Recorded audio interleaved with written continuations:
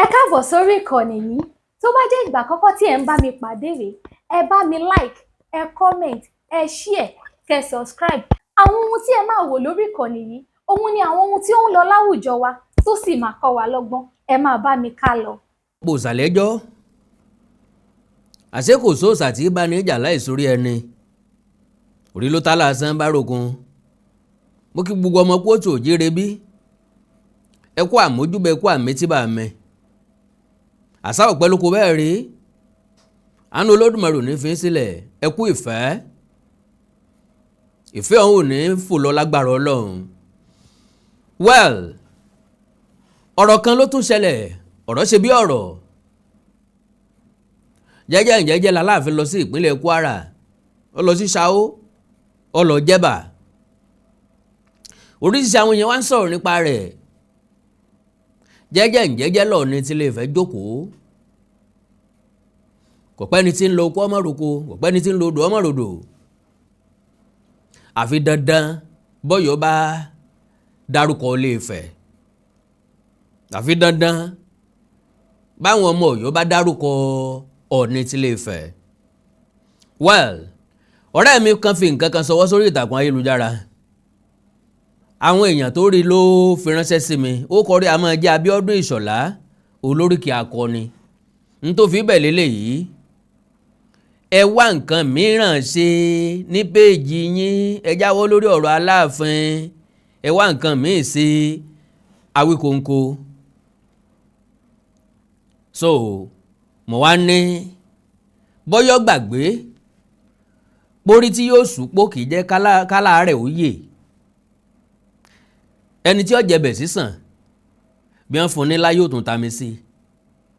Because a ti gbé ọ̀rọ̀ ń dáàyè kan gbà kan.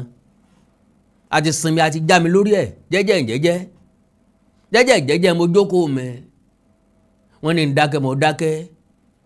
Wọ́n láwọn ó pàrọwà sáwọn tó kù, àwọn náà dákẹ́. Mo bá retí rejúre mú, etí di ṣeṣere. Károdò kásùn kí ni kára lé ọmọ wí, kí ni kára lé ọmọ mu. Ọ̀pẹ́ títí aboyún kò kọjá oṣù 9. Ọ̀sẹ̀ kìíní kọjá n ò gbọ́ nǹkan kan. Ọ̀sẹ̀ kejì eréfe, ọ̀sẹ̀ kẹta ọlọ́bẹ̀, ọ̀sẹ̀ kẹrin. Mo wá ní lóòótọ́ lọ̀rọ̀ àwọn tí wọ́n sọ wípé àwọn ará bí kàn fẹ́ mú Awíkonko lọ́wọ́ dání ni kí wọ́n lè ráàyè ìjà tiwọn. Kò pẹ́ náà ni mo rí ọ̀rẹ́ mi Òpìtàn ilẹ̀ Ìbàdàn tó ní òun ṣe ìkówójọ oní mílíọ̀nù 5 náírà káwọn ó fi ralẹ̀ táwọn ó fi kọ́lé ìtàn torí pé òun ti ṣe ìtàn Ọ̀yọ́ Empire part 1 to 20 òun fẹ́ ṣe 20 to 35 káwọn èèyàn mọ̀ dáwó fóun. Mo wá ní nbọ́ tó bá tọ́ sí Táyé kò burú bọ́ bá tọ́ sí Kẹ́hìndé. Bó ń bá ń béèrè fún mílíọ̀nù 5 náírà èmi á sì béèrè fún mílíọ̀nù lọ́nà 50 náírà. Òun fẹ́ kọ́lé ìtàn, èmi náà fẹ́ kọ́lé ìtàn. Ìtàn Yorùbá ń tiẹ̀, ìtàn Káàró Òjíire bí ń tọ̀dọ̀ mi. So eléyìí ń lọ lọ́wọ́ ni mo rí àwọn nǹkan tó ń ṣẹlẹ̀ lórí ọ̀rọ̀ Aláàfin lọ Jẹ́bà b'Aláàfin ò lọ Jẹ́bà. Àwọn kan ló yẹ k'Aláàfin ó gbàṣẹ lọ́wọ́ Emir àti Ìlọrin. Àwọn kan ní ó yẹ k'Aláàfin ó gbàṣẹ. Àríyànjiyàn, àwíyànnu, àwíjàre káàkiri. Eléyìí ò nítumọ̀ dàbí alára.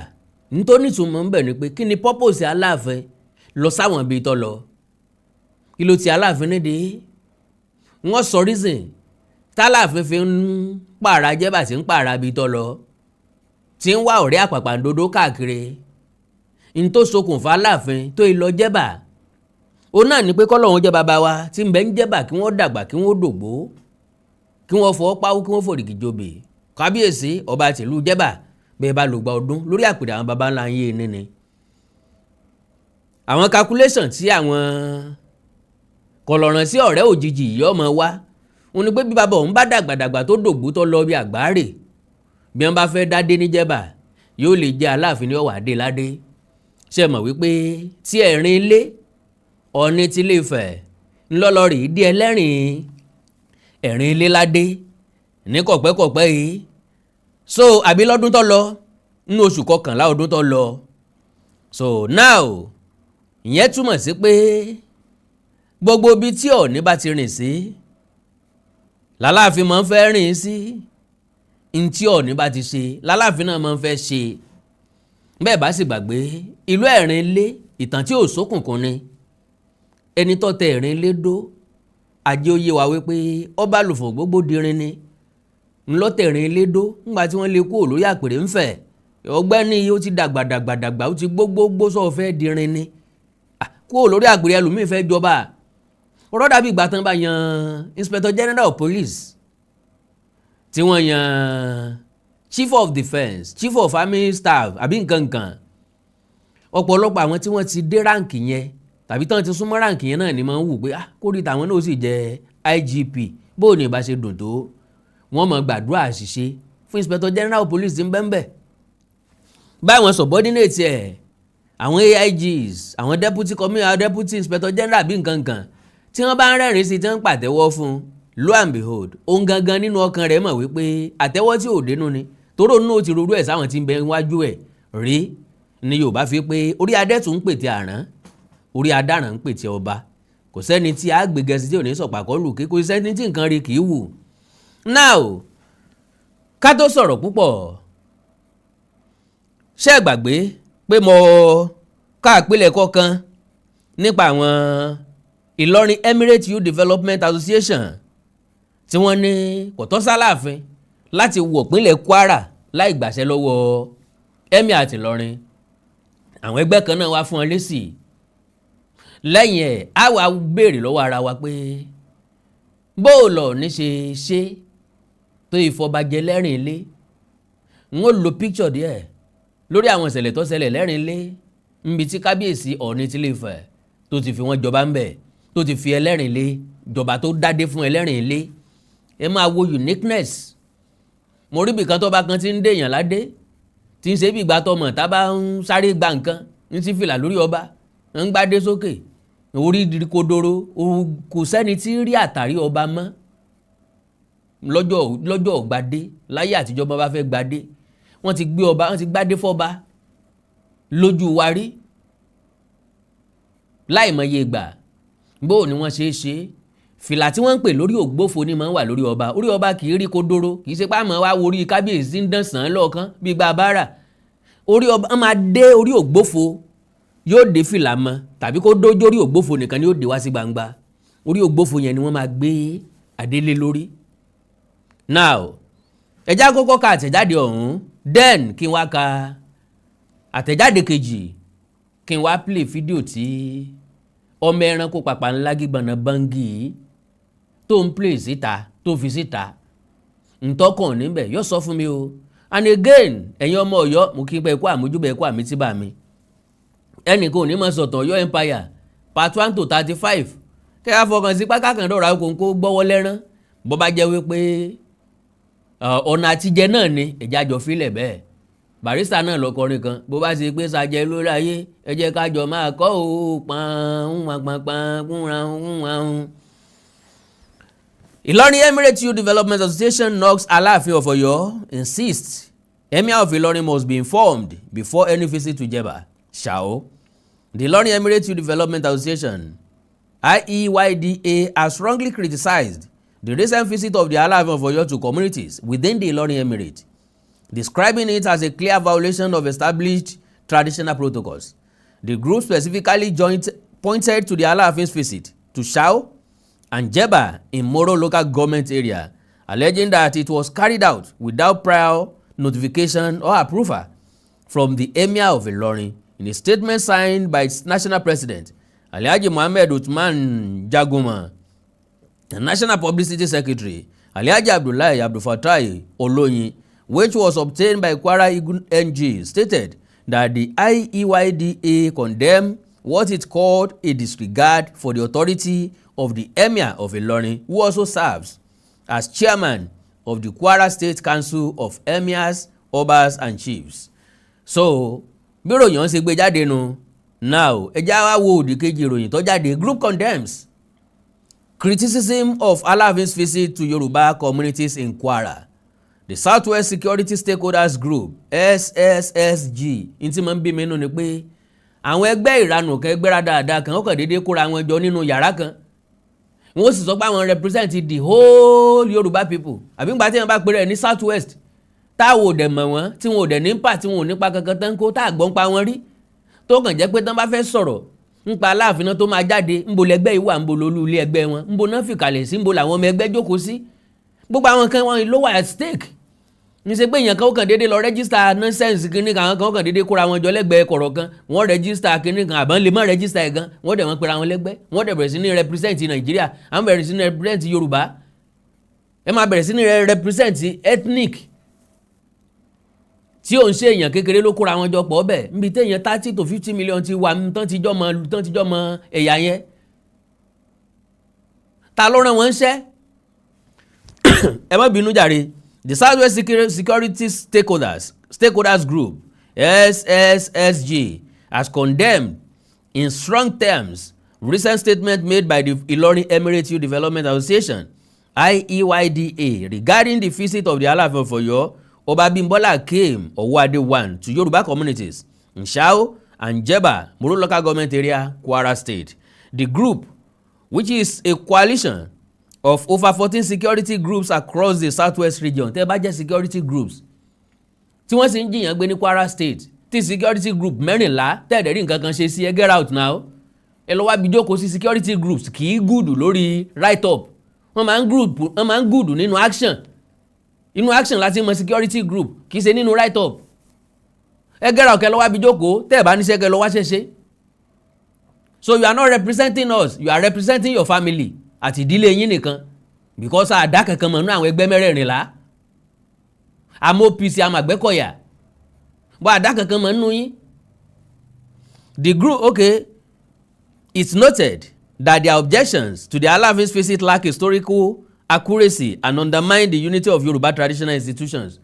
Ọba Yorùbá wo ló wá wà united. In a statement by his public relations officer Ìrètí Adéwọlé, the SSSG emphasized that the Alaafin's visit is a legitimate cultural engagement with communities historically linked to the old Oyo Empire, reflecting deep ancestral ties that predate current administrative boundaries. Ìyẹn ti túmọ̀ sí pé àwọn ẹgbẹ́ yìí pátápátá ọmọ Ọ̀yọ́ ni wọ́n. The group noted that the Shao and Jebba people migrated from the original old Oyo Empire. Tá ń sọ fún yín bẹ́ẹ̀. Bí bá sọ̀yọ́ wọn ti wá ń kọ́. It's added àmì kí Aláàfin wò láti ẹjọ́ yìí Aláàfin àná kí ni wò láti ẹjọ́ yìí tó fi jẹ́ pé 13 years ago or so ni wọ́n ti san sálárì fọba Jebba gbẹ̀yìn kí ni ń pàtí Aláàfin àná kí ni ń pàtí Aláàfin òní. It's added that regardless of this development, the people of Jebba remain descendants of Oyo and remain subjects of Alaafin. Can you imagine? Remain subject of Alaafin. Ṣé old Oyo Empire la tún wà ní? Àwọn àtọ̀yọ́ ọjọ́ símbì kan náà mọ́ Ọ̀yọ́ wà nípínlẹ̀ Ọ̀yọ́ Ṣàwọ́ àti Jebba wọ́n wà nípínlẹ̀ Kwara ságbàlagbà gan lè tòkè ògùn wá kọ́ mọ́ wá ṣe mú gùgùn lálẹ́dẹ Ọ̀yọ́ ńgbà wo ni wọ́n dá wọn ìlú wọ̀nyí sílẹ̀ bó náà ṣe wá jẹ́ subject Aláàfin nígbà wo sígbà wo. They said and echoed Ọ̀yọ́ ilé Ọ̀yọ́ Katunga wọ́n ti ẹ̀kọ́ Katangua kọ́ Òkìrìkà ni Ọ̀yọ́ Katunga Ọ̀yọ́ síbí padà kátún dá Ọ̀yọ́ sílẹ̀ síbí padà ni kìí ṣe Katangua. And Ọ̀yọ́ Básítà are the names given to the old Ọ̀yọ́ Empire, and this journey is not more than 20 minutes to Jebba. On the other hand, Ìlọrin, where the emir lives, is about an hour journey to Jebba, but abẹ́ territory emir Ìlọrin ni wọ́n wà torí Kwara State wọ́n wà. Aláàfin Ọ̀yọ́ gan ò lè dáṣẹ pa nípínlẹ̀ Ọ̀yọ́ yóò sì máa lọ pàṣẹ nípínlẹ̀ Kwara. So ẹ ti mọ̀ páwọn ẹgbẹ́ yìí wọ́n wà bias wọn ò dẹ̀ mọ̀ nǹkan tí wọ́n ń sọ. Torí páwọn youth ti fi àtẹ̀jáde síta lè wá ran kankan lè ran san apá lè ń tó nǹkan tí ò ní di papọ̀ mọ́ra wọn. Shao has been in existence long before Ìlọrin. Shao ti wà síwájú Ìlọrin táwa lọ dálẹ̀ síwájú Ìlọrin. Kí ló dé táwọn tó tẹ̀ lọ́rin dó tó wà nílọrin tí wọ́n tá a pè lọ́mọ Ọ̀yọ́ kí ló dé tí wọ́n kọjá àyànyà gbogbo bẹ̀yẹn tí wọ́n rìn jìnnà kọjá Jebba tí wọ́n wá síbi tó jẹ́ more than 1 hour distance sí Jebba ká tó máa sọ pé Ọ̀yọ́ lé. Kí ló tán fẹ́ràn ní àrí bẹ́ẹ̀ kí náà wá káàkiri kí ló bọ́ sọnù lọ́wọ́ wọn.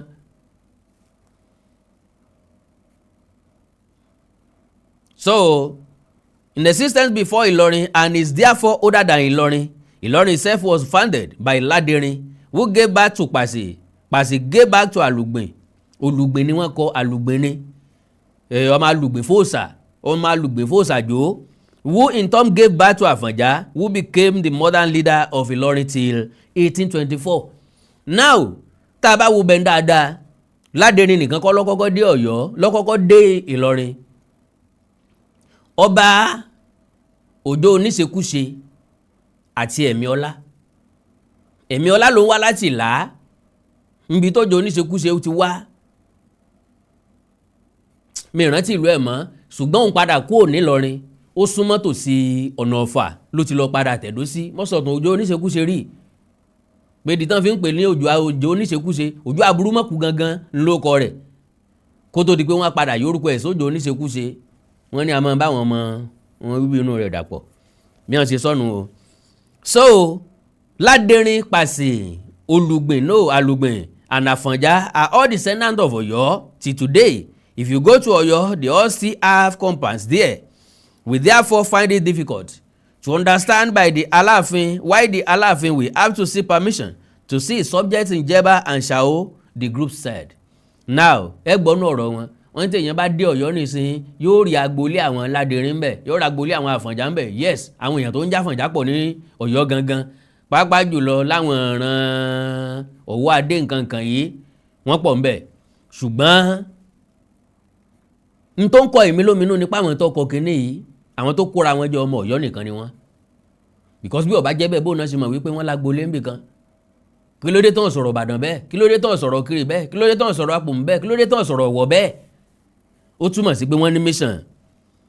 Describing IEYDA's claims and other similar comments as, and I quote, misinformed, historically flawed and unnecessarily provocative. The SSSG stressed that expecting the Alaafin to seek permission before visiting these communities is unreasonable and disregards established traditional hierarchies. Now, hierarchies wo ni ó wà ńbẹ̀?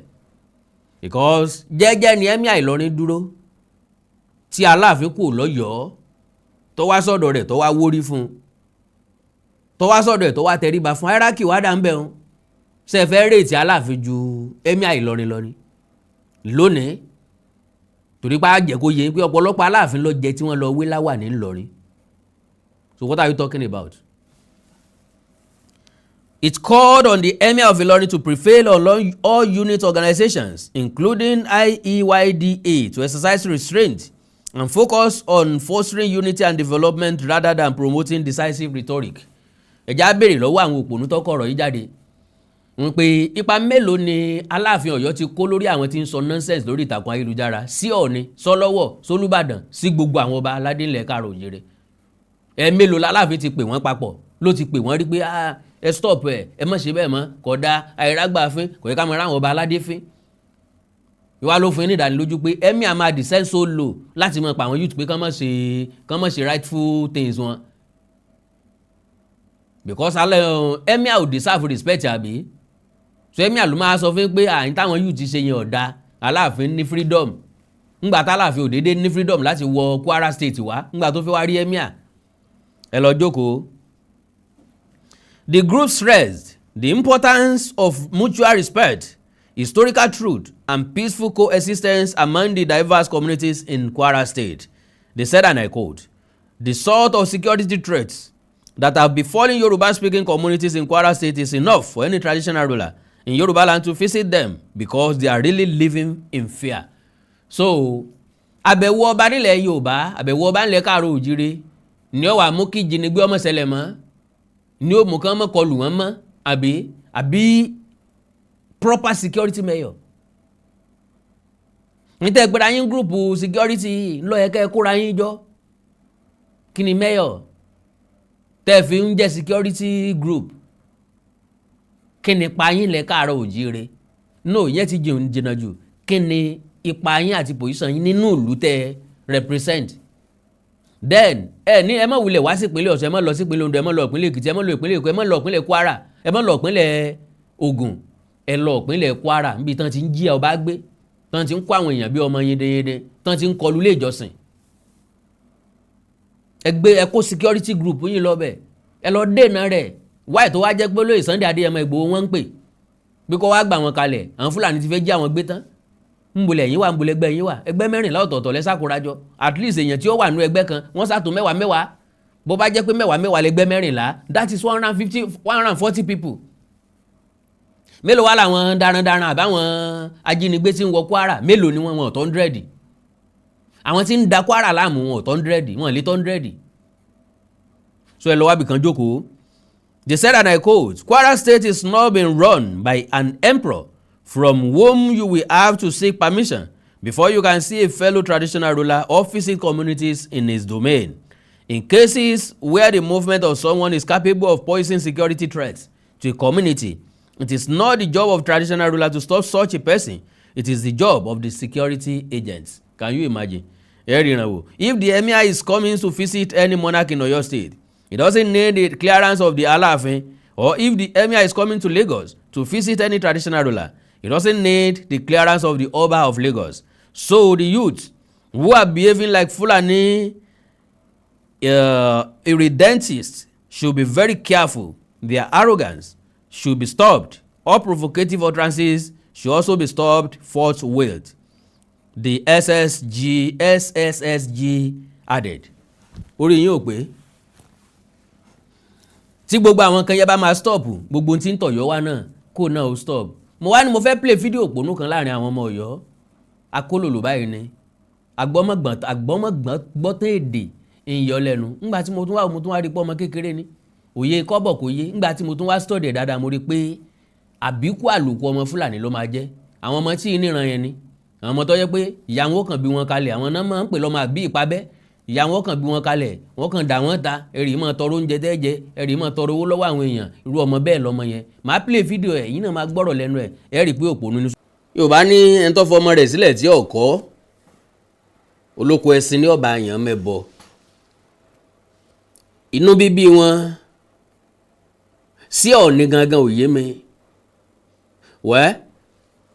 Olórí burúkú kì í fẹ́ràn olóríire. Bó bá fẹ́ mọ̀tá, bó bá fẹ́ mọ àwọn ọlọ̀tẹ̀, ìwọ sá máa ga sí lójoojúmọ́. So wọ́n máa sọ̀rọ̀ rẹ káàkiri ni. Pápápá kí mọ́gbà kó yẹn já gbọ́rọ̀ tí olórí burúkú ọmọ yẹn sọ. Ó ní Yorùbá ọ̀tẹ̀ àbòsí kèéta ló fi tọ́pìkì ìtọ́sọ. Ẹ já gbọ́. Kí ni sí àwọn àbókí àtàbọ̀ rẹ̀ tẹ́ ń wò yìí? Ìkan nínú àwọn. Emir àti Ọọ̀ni ló jókòó papọ̀ tó ń sọ yìí o. Àbókí àti abọ rẹ̀ ó ní kí ni iṣẹ́ wọn. Ọ̀yọ́ ni mo ń taná wọ́rọ̀ o, ẹ mọ̀ gbọ́rọ̀ nísìnyí o. Wọn Yorùbá ṣe kinní kan, wọ́n gbé pósìtì kan síta. Wọ́n sọ pé àwọn àwùjọ kan ní Jebba, wọ́n ní o. Àwọn àwùjọ kan ní Jebba, wọ́n ṣe mítìn pẹ̀lú Yorùbá Nation. Wọ́n wá pe Aláàfin Ọ̀yọ́ dá sí i. Mítìn yẹn wá ń dá lórí wípé wọ́n fẹ́ wó ìjọba Emirate nílọrin, láì wọ́n fẹ́ wó ìjọba Fúlàní tí ń control nílọrin. Ṣé ń gbọ́ nǹkan tí ó ń sọ? Ó ní wọ́n pe ìpàdé àwọn èèyàn kan. Ó ṣe mistake láti sọ pé Yorùbá Nation. Torí as far as we are concerned, bẹ́ẹ̀ ni Yorùbá Nation ọba wù kìí ṣe Ìlọrin ni ó ti wù, kìí ṣe Kwara State ni ó ti wù. Jẹ́rìí pé ọmọdé òmùgọ̀ ń pè lẹ́fọ̀ọ́, kódà kò tún pè lẹ́fọ̀ọ́ lásán, lẹ́fọ̀ọ́ àjẹfọ́ wo ni. Now ó wá ní wọ́n pe Aláàfin síbẹ̀. Làlórí ìpàdé wọn ní ọ̀nà bí wọ́n ṣe fẹ́ bi Emirate Emir Ìlọrin wó. Òye sì yé mi pé kò sí àgbà ọba tí ó wà nírú ìpàdé bẹ́ẹ̀. Wọ́n fẹ́ bi Emirate Emir Ìlọrin wó. Wọ́n tún wá máa ṣèpàdé ọ ní ìpínlẹ̀ Kwara. Does that make any sense? So àlejò pàtàkì tí ó wà nírú bẹ́ẹ̀, Aláàfin ni yóò wá jẹ́. Tẹ̀rí pé àwọn ọmọdé ọmọ nǹkan kan, wọ́n kàn ń yanu ọ̀rọ̀ ń jáde ni, wọ́n kàn ń gbé tí òkèlú ti sàlẹ̀ lásán, ọ̀rọ̀ sì ń bọ́ lẹ̀ ń bẹ̀ ni. Wọ́n ọmọ nǹkan kan, wọ́n dẹ̀ mọ implication kan tí wọ́n ń sọ jáde. Ṣùgbọ́n torí pé ó fẹ́ bú Ọọ̀ni, ó fẹ́ fi Sultan Sokoto kọ́ Ọọ̀ni lẹ́sẹ̀, ó fẹ́ fi kọ́ lápá, ó fẹ́ fi kọ́rọ̀ sọ, kò mọ̀ pé àwọn nǹkan tó ń sọ gbogbo ẹ̀ ló nítumọ̀ àtòwúra. Ẹ já gbọ́rọ̀ síwájú. mo wá ṣe post kékeré kan gbà yẹn mo gbé síta mo padà gbé fídíò yẹn wá níta mo ní níjọ́ tí wàhálà bá ti dé ìjọ́ tẹ́ bá ti fẹ́ fa wàhálà tẹ́ fẹ́ dá wàhálà lẹ̀ níjọ́ ilẹ̀ mọ́ rí Aláàfin gẹ́gẹ́ bí olórí ọba bókẹ́ tẹ́ bá ti fẹ́ jẹ tọ́kì jẹ chicken pẹ̀lú pírẹsidẹ́ǹtì yẹn pa agbádá ṣe fàájì pẹ̀lú pírẹsidẹ́ǹtì ìgbà ilẹ̀ mọ̀ pé aláṣọ funfun kan bẹ lábúlé kan lọ́sùn ní ìyàbọ̀ rẹ̀ tí ń ṣe ọ̀rẹ́ fún àbókí. now ó ní bí wọ́n bá ti fẹ́ fa wàhálà wọ́n máa ń rántí Aláàfin. As far as I'm concerned láì bu ẹnu kí n tó sọ Aláàfin tèmi ń rí yẹn ṣe solution sí any problem nílẹ̀ Káàárọ̀ Oòjíire. He doesn't know how to talk. He doesn't have any experience. He lack the charisma láti command láti control. Ọmọ primary school mi lè sọ̀rọ̀ dáadáa jà Aláàfin lọ. Àgbékalẹ̀ ò sí. Àwọn èèyàn lè máa bá gbé àgbékalẹ̀ ọ̀rọ̀. So with that kò lè solve problem kankan lè Káàárọ̀ Oòjíire. Sorry àbúrò. Kò síbi tí wàhálà ti lè ṣẹlẹ̀ tán ti lè pe ẹni tí ọmọ ọ̀rọ̀ sọ. Bọ́rọ̀ bá dojú kókó Nàìjíríà wọ́n á ní kàn pé Professor Wọlé Ṣóyínká wá. Tí Wọlé Ṣóyínká bá sọ̀rọ̀ láàrin ìṣẹ́jú 5 solution ó yájú. Ẹ lọ pé Babátúndé Rájí Fáṣọlá tọ́rọ̀ bá ta kókó tó díjú lórílẹ̀‐èdè Nàìjíríà yóò yànnà náà fún yín. Ẹ lọ pé Professor Yẹmí Ọ̀ṣínbàjò yóò yànnà náà fún yín. Ẹ pé Ọọ̀ni tilé Ifẹ̀ yóò yànnà náà fún yín, yóò mú solution jáde. Mi rí ibi tí Aláàfin ti jẹ́ solution sílẹ̀ Káàárọ̀ Oòjíire. Bẹ́ẹ̀ bá fẹ́ ká máa jà lójoojúmọ́ orí ọ̀fẹ́ àtàǹfààní wà fún wa láti máa jà kí kábíyèsí Ọọ̀ni tilé Ifẹ̀ kí wọ́n má bínú wọ́n máa ń gbórúkọ wọn tí ń jàn níta. Because kì í ṣe àwọn gbogbo àwọn nǹkan ìṣe nǹkan tó Ọọ̀ni nífẹ̀ẹ́ sí ṣùgbọ́n kọ́ ni ó dijú kán dẹ̀ dití sí kán má gbọ́ kí wọ́n forí social media ẹlẹ́kọ́ máa flow. Because táwọn ilé bá sọ pé àwọn ò ní gbọ́ èmi náà sọ fún wọn wípé kànrán jágbọ́n lè fojú jágbá ní kì í sokùn àgbá. Fọ́sẹ̀ wẹ́ lè fojú jọ kọ̀ǹkọ̀ ní kì í ṣe kọ̀ǹkọ̀. Bó ti wù kájọ òyìnbó jọ rírò tó kò lè sọdẹ ẹranko. Gbogbo ìrìn àjò yìí ṣe ìrìn àjò tí wọ́n máa rìn. Kì í dẹ́ ṣe ìrìn àjò tẹ́nìkan ti lè pè mí lẹ́yìn bá sọ̀rọ̀ mọ́. Mo ti ta iyì fẹ́ni tó lòun ọ̀ra yìí lọ́ọ̀ mi bó ti ẹ̀ jẹ́ pé n ò gbowó yìí ṣùgbọ́n mo ti ta iyì fún wọn mo ti wá gba iyì mi padà. Because nígbà tó máa ń rélè lórí social media tí wọn ò lè perú àwọn ọmọ yìí sí kọ̀rọ̀. Ní tí mo gbọ́ tán ní man tó pè mí yẹn sọ ni pé gbogbo wọn ló ń ti bá sọ̀rọ̀ majority wọn ò tiẹ̀ píìkì kọ́ ló mọ́ débi tí ó rí pàdé àlàáfíà ṣe so why holding my hands. Káwọn ilé ọmọ buẹnu àtẹ́lu ìran baba ńlá baba tèmi kí wọ́n máa tàbùkù àpèrè Oòduà kí wọ́n máa yẹ̀yẹ́ olórí aládé ńlẹ̀ Káàárọ̀ Oòjíire. It is not acceptable, can never be acceptable. So tọ́rọ̀ bá di pọ́n kan jẹ chíkì kan yẹn pa agbádá ní wọ́n máa rántí abọ́ rẹ̀ kan ẹlẹ́wù funfun kan tí ń bẹ lórí líletò kan nípínlẹ̀ Ọ̀ṣun ọ̀rẹ́ àbókí.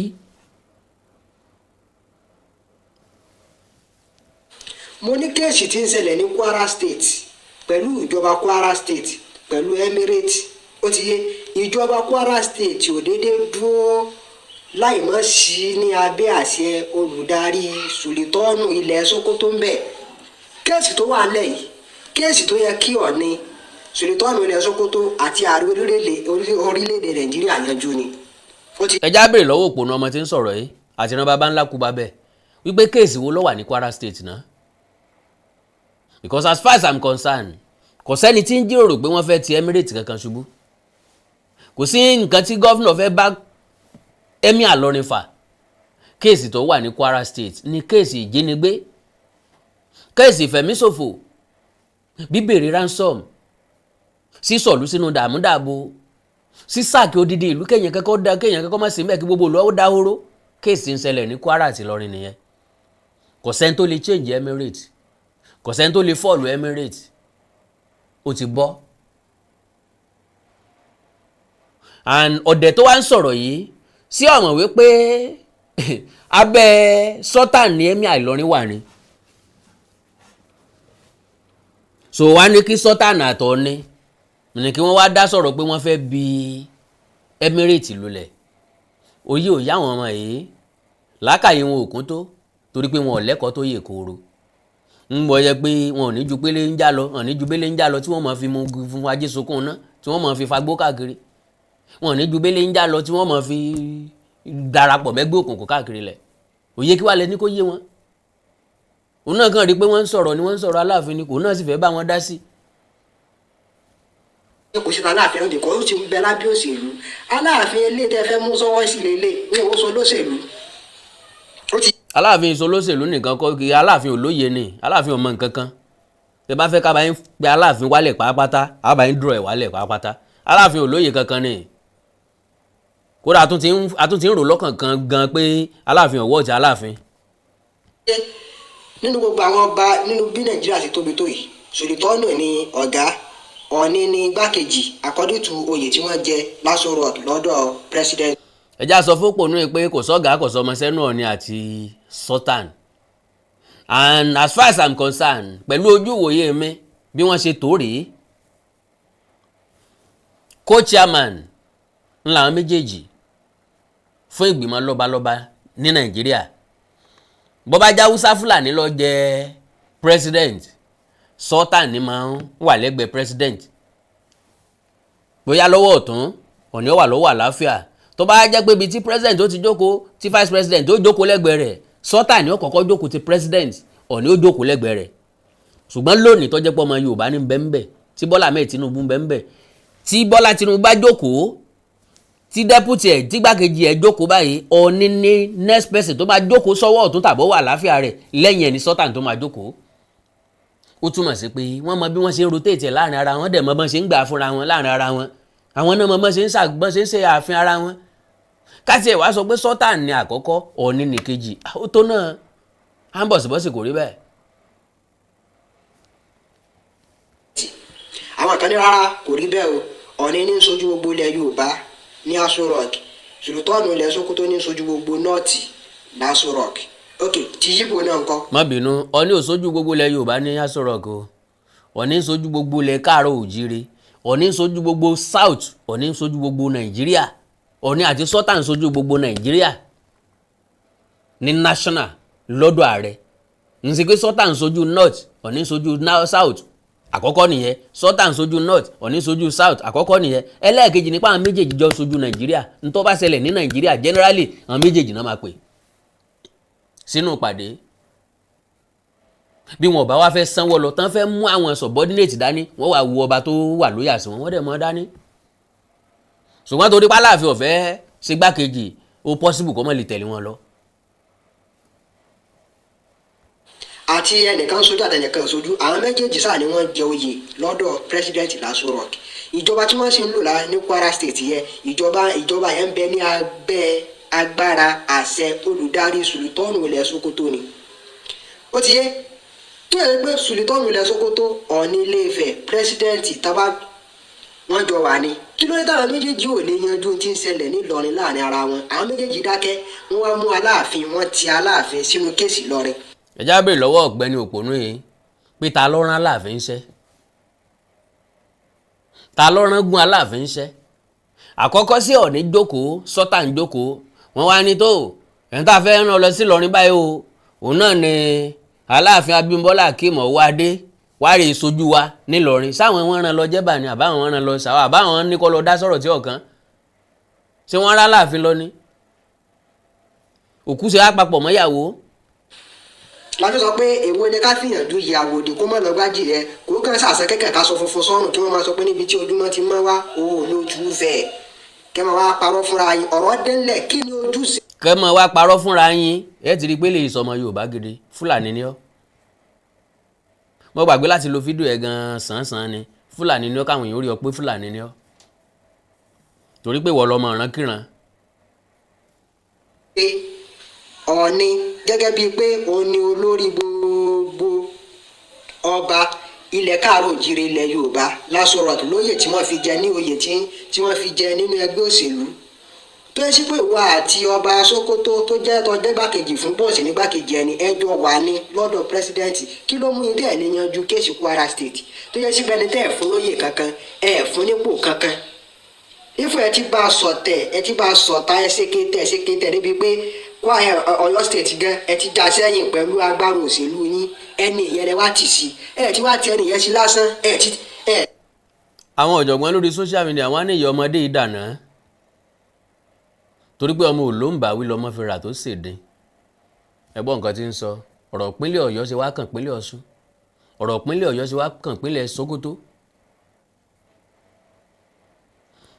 Ọ̀yọ́ nípínlẹ̀ ọ́n ní ètò tán fi ń ṣèjọba tiwọn àwọn lọ́balọ́ba ìpínlẹ̀ Ọ̀yọ́ dẹ̀ ní àwọn ọmọ fẹ́ máa rotate ni Aláàfin àná ló ṣe kàn yìí kó tó di pa àwọn káńsù rẹ̀ àwọn ọ̀dẹ́ lè bẹ̀rẹ̀ lórí ẹni tó ṣe kàn yìí ó ti ṣe sáà tí ẹnu kọ́ bẹ̀rẹ̀ látòrí Olúbàdàn lẹ́yìn Olúbàdàn kí Ṣọ̀ún Ògbómọ̀ṣọ́ ó ṣe bí Ṣọ̀ún Ògbómọ̀ṣọ́ bá ṣe tán k'Aláàfin ó ṣe ẹni tí ó bá wá tẹ́ lọ́rùn kọ́ mọ́ wulẹ̀ wá pàdé mọ́ so bó dẹ̀ ṣe wà nu bí ó dẹ̀ ṣe wà nu kò dẹ̀ sẹ́ni tó lè yí padà ẹ̀ bá sunkún látòní dọ̀la bí ó ṣe wà náà ni. tí ẹni yẹn sí lásán o lẹ́yìn ìgbà tí ẹ ti ẹni yẹn sí ẹni yẹn wọ́n kókè iṣẹ́ tí èèyàn ò lè ṣe ẹni yẹn dúró nídòó pé ẹ jẹ́ kí n lọ ṣe ó ti wá ṣe ẹ̀ títí wá lè kún lọ́wọ́ ẹ̀ tí wá sọ̀tẹ̀ wàhálà tí wọ́n fẹ́ràn bálàfin fà ní ìsìn ká ní bálàfin ṣe dúró nídòó pé òkè ọba Jẹ́bà má wọrí gbogbo Yorùbá wà pẹ̀lú ẹ̀.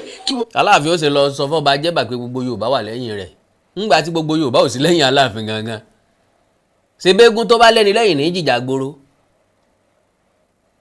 àbẹ́gùn tí ó bá lẹ́ni lẹ́yìn tó jó nìkan ṣe yọ́ ọmọ jìjà gboro wọn ò lù pa ṣùgbọ́n eégún tó lẹ́ni lẹ́yìn táwọn kan ti kàdá sábí aṣọ táwọn kan fi kù wọ́n sábí aṣọ tó jẹ́ pé àwọn alákàrà bá ń bẹ́ẹ̀ bẹ́ẹ̀ táwọn tó nígbàdí pọ̀ lọ rẹpẹtẹ bọ́ bá dájà gboro lè kí ọjà wọ́n sọ sáàrin ni àwọn tó kù ní ọmọ nàyàn lọ. akíkanjú kan ò lè dá dógun sẹ́bí ọ̀bá sá látìlẹ́yìn fún ijó àjùmọ̀jó ní gbayì kíkọ́ ni ijó ànìkànjó kọ́ni lẹ́sẹ̀ Aláàfin ló sọ pé òun fẹ́ dá nìkànjó jó òun káwo pàǹlà ságísà ìsàìsàì ní ọmọ jó ijó ẹlẹ́yà ni jíjó ìyá káwo pàǹlà ságísà ìsàìsàì jíjó ìyá káwo bó ṣe máa rí nù. so anybody ọ̀ràn igun Aláàfin ṣe o bọ́yá ẹ̀yin lẹ wá rán Aláàfin ṣe ẹ̀yin tẹ́ ránṣẹ́ náà ní kẹ́ ẹ support ẹ̀ ìran Yorùbá kankan ọ̀ràn Aláàfin ṣe kankan bíi ti wù kó mọ̀ gbogbo kárò òjìrì ọ̀ràn Aláàfin ṣe because we don't even see the Aláàfin débi tá a rán níṣẹ́. Bíbélì ní òun wá gbéraga lókè rere òun júbà onírẹ̀lẹ̀ ẹnìkan ní gbéraga ẹnìkan nírẹ̀lẹ̀ mẹ́mọ́ túmọ̀ eléyìí tó kù sọ́kàn ara yín so kò sẹ́ni tó ránṣẹ́ o. wàá tó ṣẹ́kù kọ́ wá sọ̀pọ̀tì Aláàfin ó ti yé tí agbára àwọn emir ti lọrin àwọn emirate ti lọrin tí agbára wọn pọ̀ lórí kéèsì tó báyìí agbára wọn ò lè pọ̀ bọ́tà sí pé àwa tá a pera lọ́mọ Yorùbá gẹ́gẹ́gẹ́gẹ́ náà a sọ̀pọ̀tì ẹni tó lọ sójú Yorùbá níbẹ̀. ṣé ìgbà tí Aláàfin ń lọ sọ ní gbogbo ọmọ Yorùbá o ibi iṣẹ́ tẹ́ rán mi mọ́ ń lọ jẹ́ o ńgbà tó sì fẹ́ sọ̀rọ̀ ńbẹ̀ ó níbẹ̀ bá ní nǹkan tẹ́ fẹ́ ṣe ẹ pè mí wọ́n wàá fi jókòó yẹ yín sí kò sọ páwọ̀ ọba alẹ́ káàró òjìrì wàá fi jókòó yẹ yín sí ó ní wọ́n wàá fi jókòó yẹ yín sí ó túmọ̀ sí pé oníntaná wẹ́bí oníntaná wòde ó ní òrí bí lọ baálé ilé tó dilẹ̀ tí di kọ̀ǹkọ̀sọ̀ àwáṣẹ́mọ́ṣe tí sán fùrọ̀ lóògùn so bóyá ọba yí ọ lọ bèrè lọ́wọ́ àwọn bàbá rẹ àtàwọn bàbá ńlá bàbá rẹ. àwọn Ọ̀yọ́ àtàwọn olólùfẹ́ Aláàfin nìkan ló dúró ta Aláàfin gbogbo ẹni tó ṣẹ́kù ọlọ́tẹ̀ nìyí. no òye Yorùbá ò yí ọ dáadáa ni mo bá fẹ́ dárúkọ mo bá fẹ́ sọ pé Ọ̀yọ́ ò ní ọ wọn á ní Ọ̀yọ́ ló wà o Ọ̀yọ́ ò ní o àwọn Ọ̀yọ́ àtàwọn olólùfẹ́ Aláàfin nìkan ló tẹ̀lé Aláàfin now you are not talking Aláàfin ti mú poro tiẹ̀ òun jà ságbọ̀ ọba ó sì ti yan àwọn tí ọmọ bá rìn tí ọmọ bá ṣọ̀rẹ́ so ẹni tó ibi ọba bá gbámọ̀ládé náà ló jòdè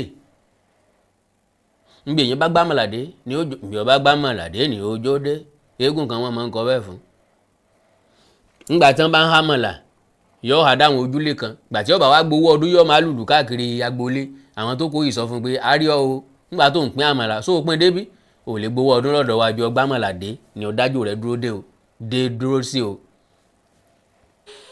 ọlọ́tẹ̀ nìyí tí orúkọ Aláàfin fi lọ orúkọ gbogbo ilẹ̀ Yorùbá ni. ọ̀dẹ̀ ni ọ̀nì orúkọ Aláàfin fi lọ kì í sorúkọ gbogbo ilẹ̀ Yorùbá orúkọ Ọ̀yọ́ l'Aláàfin fi lọ kọ̀lọ́pẹ̀ lórúkọ Ìbàdàn kọ̀lọ́pẹ̀ lórúkọ Ìjẹ̀bú kọ̀lọ́pẹ̀ lórúkọ Ìjẹ̀ṣà kọ̀lọ́pẹ̀ lórúkọ Òṣogbo kọ̀lọ́pẹ̀ lórúkọ Ẹdẹ kọ̀lọ́pẹ̀ lórúkọ Ọ̀fẹ̀ kọ̀lọ́pẹ̀ lórúkọ Oǹdó kọ̀lọ́pẹ̀ lórúkọ Àkúrẹ́ kọ̀lọ́pẹ̀ lórúkọ Ọ̀wọ̀ kọ̀lọ́pẹ̀ lórúkọ Àkókó kọ̀lọ́pẹ̀ lórúkọ Ẹ̀gbá kọ̀lọ́pẹ̀ lórúkọ Èkó kọ̀lọ́pẹ̀ lórúkọ Ọ̀yọ́ ok kásẹ̀ ní Aláàfin ṣe lọ sọ́ọ̀nì yín lọ ọ̀nà yín tó ní àṣẹ láti bá Sultan ilẹ̀ Sókótó sọ̀rọ̀ níwájú pírẹsidẹ́ǹtì iṣẹ́ kí làwọn ṣe lórí kéèsì Aláàfin wọn ò forí ẹ̀ fagbọ̀n ni olóṣèlú ni gbogbo wọn mọ tí wọ́n ń ṣe. ọ̀dẹ̀ lọ́mọ yín báláàfin bá fẹ́ forí ara ẹ̀ fagbọ̀n kó fi fọ́ ẹni tán bá sì fagbọ̀n lórí ẹ̀ kò ní láǹfààní àti jẹ́ ń bẹ̀.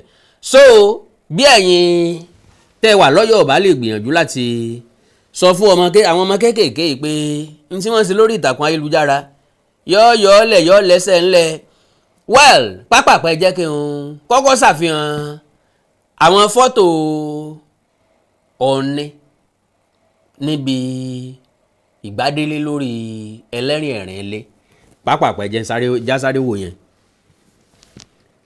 náà ìgbà tó ní débẹ̀ lélẹ́yìí jẹgbẹ́nì bí àti àkún ọba ńlá ọba tí gbàdọ̀bálẹ̀ ọba náà ọ̀pọ̀lọpọ̀ nǹkan wọ́n ṣe dáadáa ń bẹ̀ ẹ̀ẹ́rì bí wọ́n ṣe gbé adélé ìgbà tó ní débẹ̀ náà lélẹ́yìí nígbà tó ń fẹ́ gbé adélé ẹlẹ́rìn ẹ̀rín lé bọ́n ṣe gbádélé ẹlẹ́rìn ẹ̀rín lé lérí lé gbogbo àwọn tí ń bẹ ń bè orí ọba kò sẹ́ni tí ó rí orí ọba ìyàwó ọba gan láǹfààní àti orí ọba wọ́n ti gbádélé lórí tán nìsín ẹ̀rí pé tìlù ti fọ́n tẹ̀yẹ ní kábíyèsí ẹlẹ́rìn àti Ọọ̀ni tilé Ifẹ̀ àwọn náà lélẹ́yìí o ṣé kò yẹ̀yàn báwọn ṣé ọ̀yànyàn báwọn ó yẹ̀yàn bẹ́ẹ̀ kẹ́ ọba Jimoh Adébọ̀wálé Adésóyè Adétọ̀nà 1